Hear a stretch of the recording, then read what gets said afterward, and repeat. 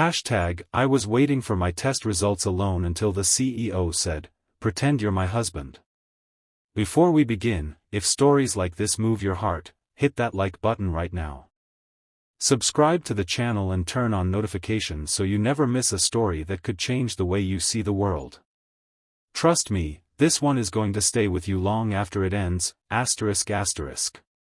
The fluorescent lights in the hospital waiting room hummed with a sound that Marcus Williams had come to know far too well over the past 3 months.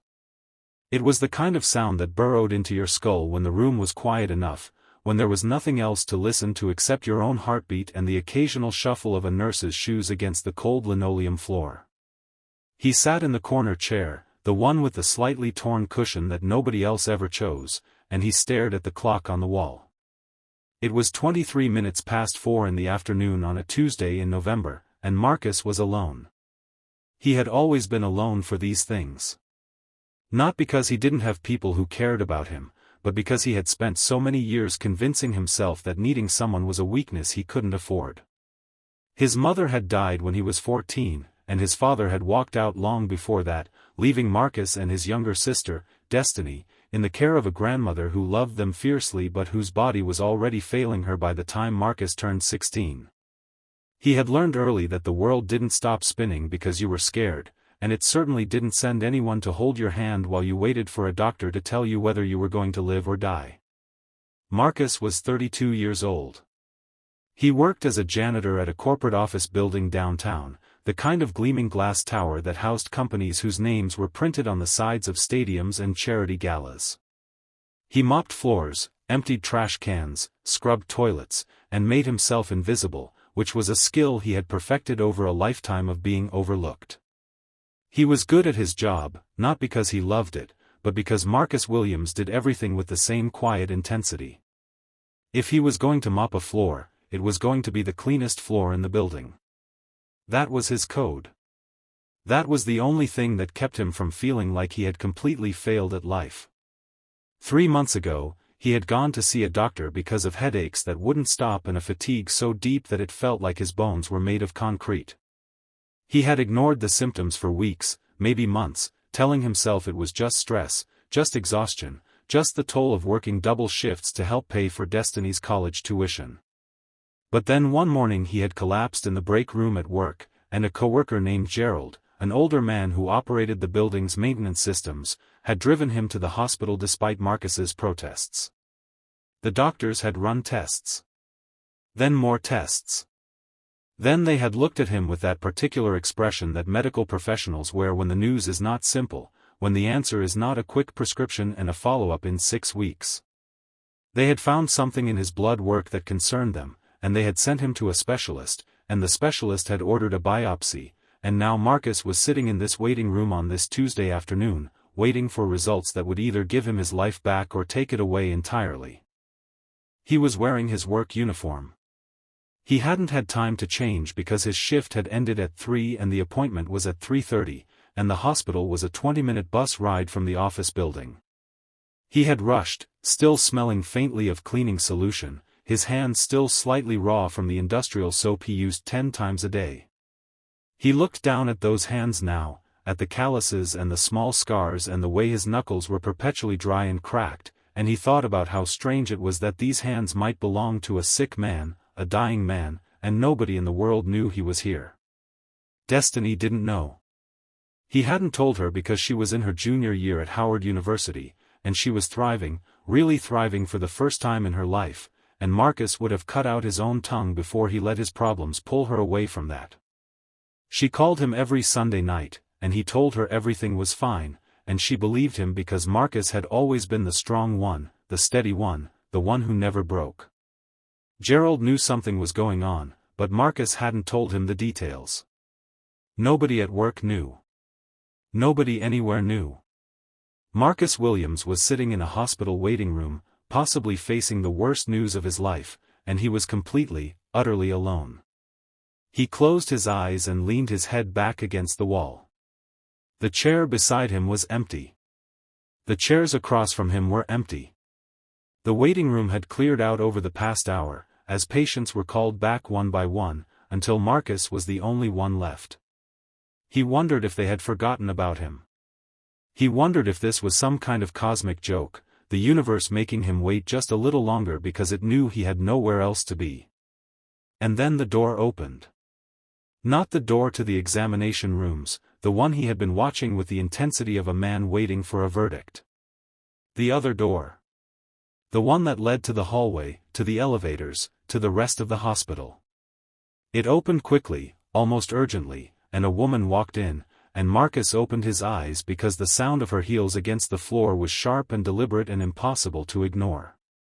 She was tall, maybe 5'9" without the heels, which added another 3 inches and made her seem like she had been built to command attention.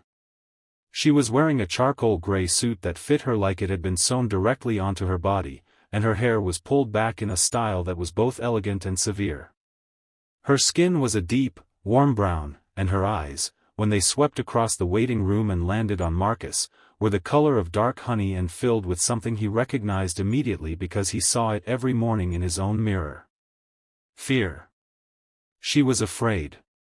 Whatever mask she was wearing, whatever composure she had constructed to get herself through the door and down the hallway and into this room, it was cracking, and Marcus could see it because he was an expert in hiding, and it takes one to know one. She stood there for a moment, just inside the doorway, and he could see her taking in the room, the empty chairs, the humming lights, the magazine rack with its outdated issues, and him. The janitor in the corner with the torn cushion and the raw hands and the work uniform that still smelled like pine sol. She looked at him, and something shifted in her expression, something he couldn't quite read, and then she walked toward him. Not toward the reception desk. Not toward any of the other empty chairs. Toward him. She sat down in the chair directly next to his, close enough that he could smell her perfume, something subtle and expensive that made him acutely aware of his own scent, and she placed her hands in her lap, and she stared straight ahead at the wall, and she said nothing for a full 30 seconds. Marcus said nothing either. He was used to being invisible, and he assumed she would remember that he was there and move to a different seat, the way people on the bus always did when they accidentally sat too close to a stranger. But she didn't move. She stayed right there, her hands clasped so tightly in her lap that her knuckles were turning pale, and he could see a faint tremor running through her fingers. "I'm sorry," she said finally, still staring at the wall. Her voice was low, controlled, the kind of voice that belonged in boardrooms and conference calls, but there was a crack in it, a hairline fracture that threatened to split wide open. "I know this is strange. I know you don't know me. But I need to ask you something, and I need you to say yes, and I need you to not ask me why." Marcus turned his head slowly and looked at her. Up close, he could see that her makeup was flawless but her eyes were red, as if she had been crying recently and had repaired the damage with the precision of someone who couldn't afford to look vulnerable. He could see a small scar near her left temple, almost hidden by her hairline, and a pair of diamond earrings that probably cost more than 3 months of his rent. "What do you need?" he asked, because Marcus Williams might have been tired and scared and alone, but he had never in his life been the kind of man who could look at someone in pain and turn away. She turned to face him then, and the full force of those honey-colored eyes hit him like a wave, and he saw everything in them at once: fear, desperation, pride, shame, and something else, something fragile and flickering that looked almost like hope. "I need you to pretend you're my husband," she said. The words hung in the air between them like smoke, and Marcus blinked, certain he had misheard her, certain that the stress of the day and the anxiety of waiting and the general surreal quality of his life had finally caused him to lose his grip on reality. But she was still looking at him, still waiting, and the tremor in her hands had gotten worse. "I'm sorry," he said. "What?" She closed her eyes for a moment, and when she opened them, the mask was back, but it was thinner now, translucent, and he could see the real woman behind it, the one who was terrified. "My name is Victoria Chinokafor," she said, and Marcus recognized the name immediately because it was printed on the side of the building where he mopped floors every night. Chinokafor Industries. She was the CEO. She was the woman whose face appeared in business magazines and on the screens in the lobby during shareholder presentations. She was the woman whose office was on the 42nd floor, behind a door that Marcus had never been through because the executive suite had its own cleaning crew, people who had been vetted and approved and probably signed non-disclosure agreements. She was the CEO of the company that employed him, and she was sitting next to him in a hospital waiting room, asking him to pretend to be her husband. "I know who you are," Marcus said quietly, and something in her expression tightened, as if she had been hoping he wouldn't. "Then you know that what I'm about to tell you could end up on the front page of every business publication in the country if it gets out," she said. "And I need it to not get out.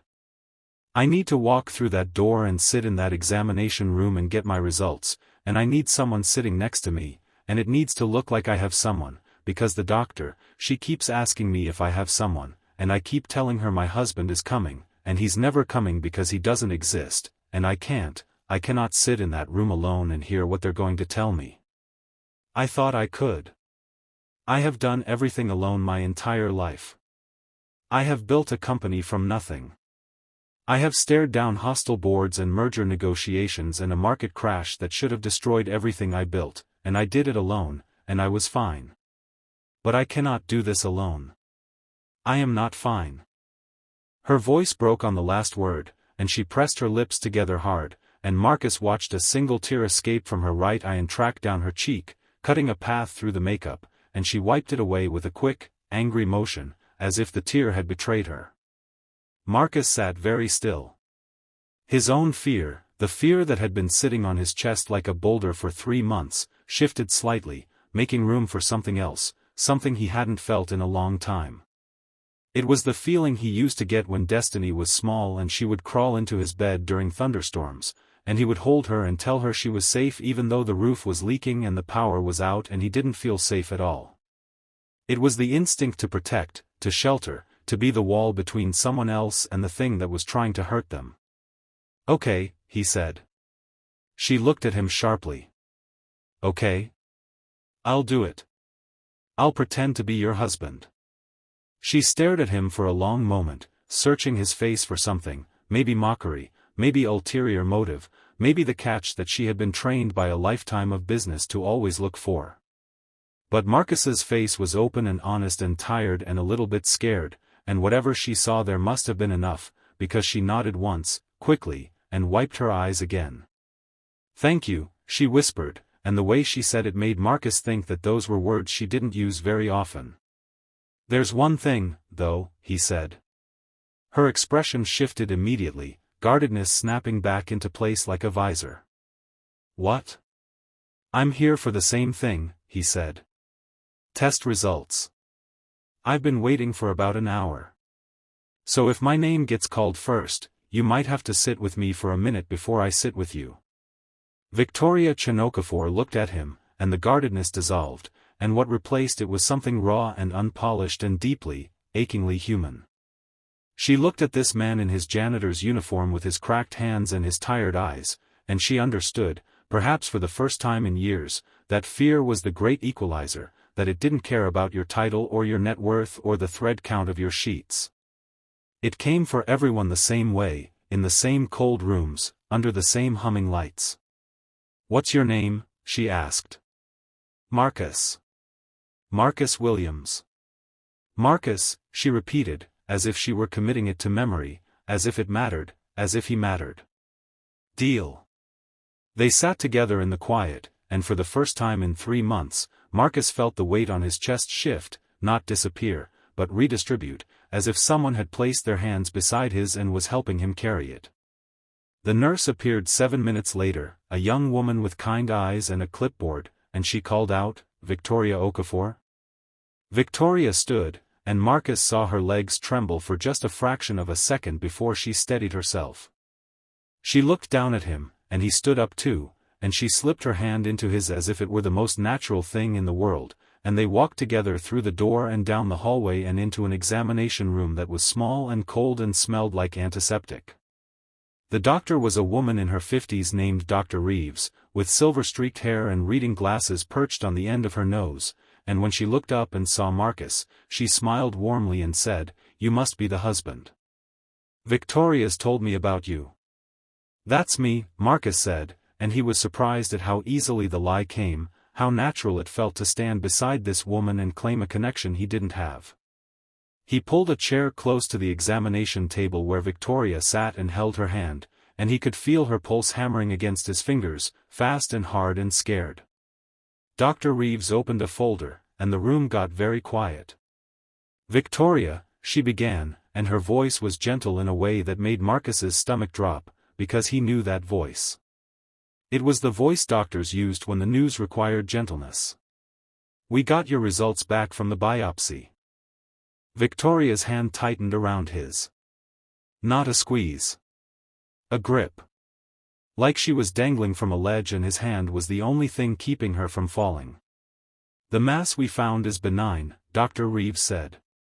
The air in the room changed. It was like someone had opened a window in a house that had been sealed shut for months, and fresh air was rushing in, and you could suddenly breathe again, really breathe, filling your lungs all the way to the bottom. "Benign?" Victoria repeated, and her voice was barely audible.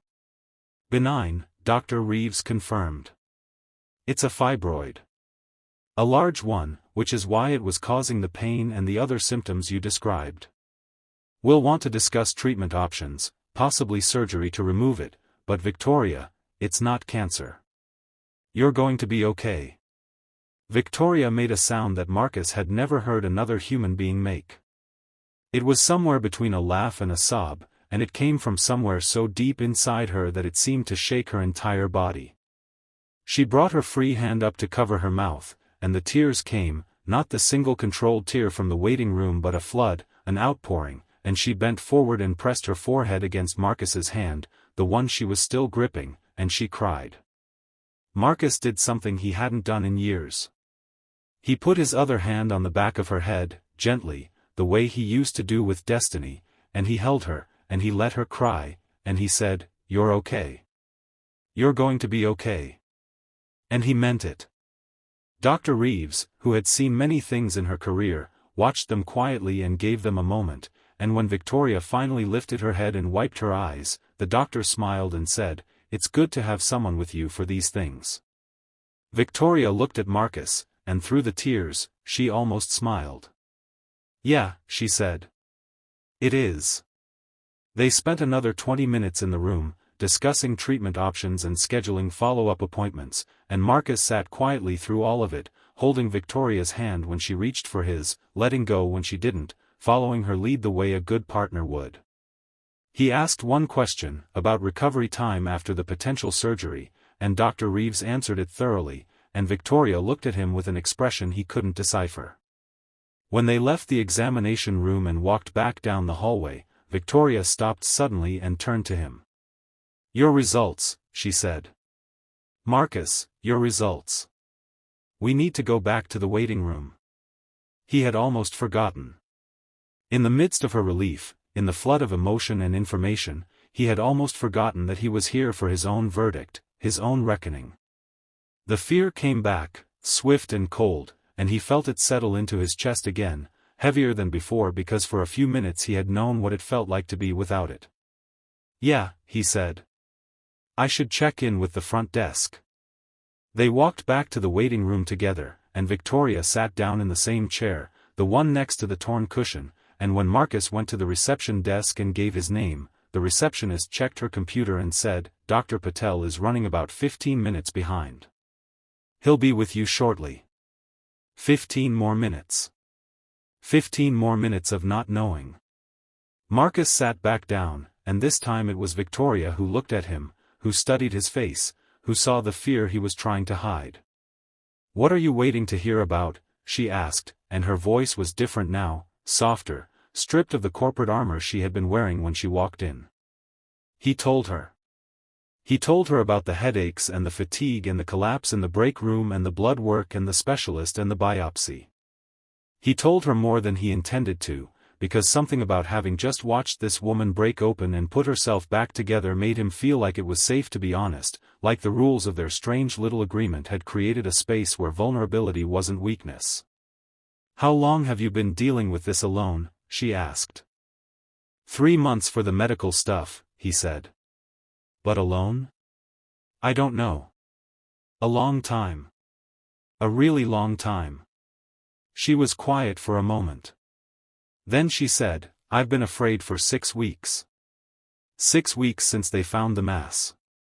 6 weeks of going to work every day and running a company and making decisions that affect thousands of people's livelihoods, and every night I go home to an empty